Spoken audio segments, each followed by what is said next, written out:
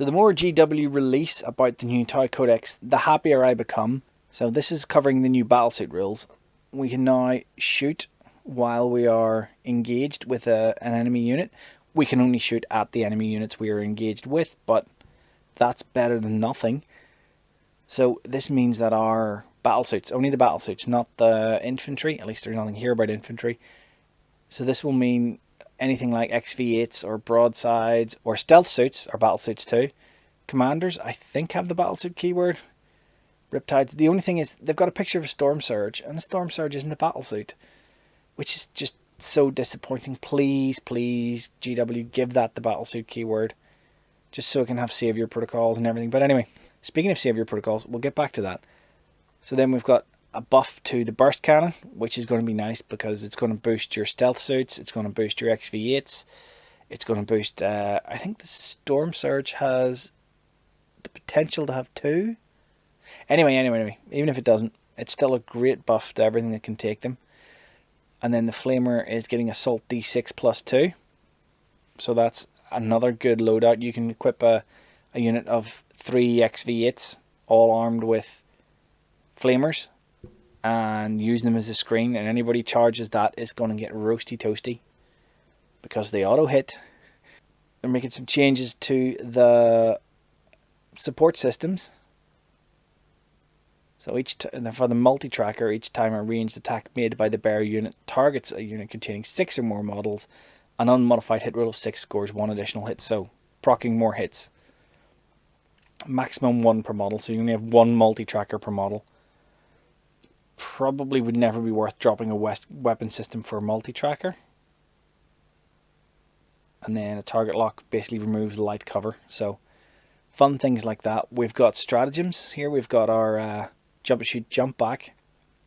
But this is where it becomes interesting, because we've got a line here that says, if the unit contains 5 or fewer models, excluding drone models, this stratagem costs 1 CP, otherwise it's 2.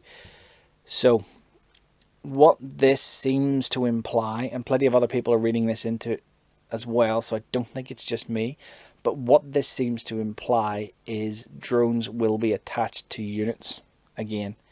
So from 8th they weren't, they sort of spawned off into their own little unit and could do whatever they wanted, but this seems to imply they're attached. And then we've also got a stratagem that lets you reroll hit rolls if a unit deep strikes from Manta Strike or uses the homing beacon.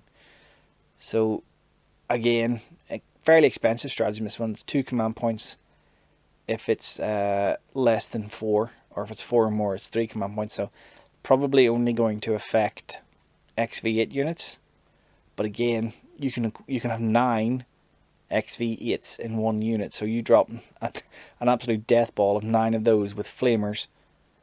You know, well, actually they don't need to they're auto hitting, but drop 9 with burst cannons, that's going to be a lovely surprise for someone. Now, speaking of the weapons, I'm wondering if they're going to do something to the XV8's loadouts. So at the moment, the XV8 has 3 hard points and can take any combination of weapons and support systems at once.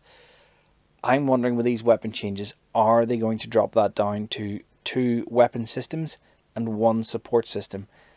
It always felt a bit weird to me that you would never take a support system, or at least rarely, because the advantage of the support system is not really offset by the loss of offensive capability of the weapon.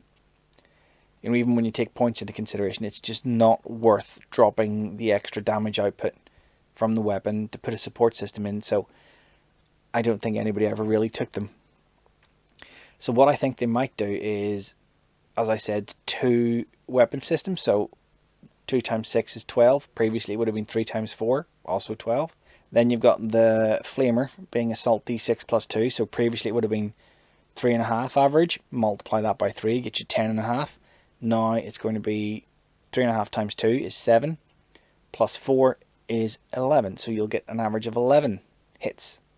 I'm not saying it's too much of a coincidence, but it just feels like it forces you to be more flexible with the XV8s. It means that, you know, obviously laying aside points costs and things, they'll need to rebalance all that stuff, but it allows you to outfit your XV8s in a bit more of a thoughtful manner rather than just going, I have to go for DACA because it's far more points efficient.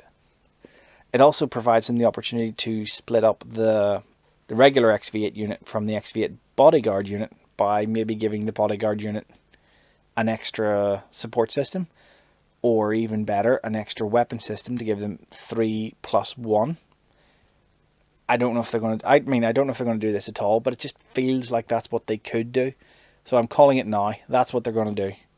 They're going to change the XV8s to 2+1. Alright, you heard it here first. I'm calling it. That's a fun little article. I'm definitely looking forward to seeing the Codex. And if there's any more news articles that drop that pique my interest, I'll talk about those as well. Until next time.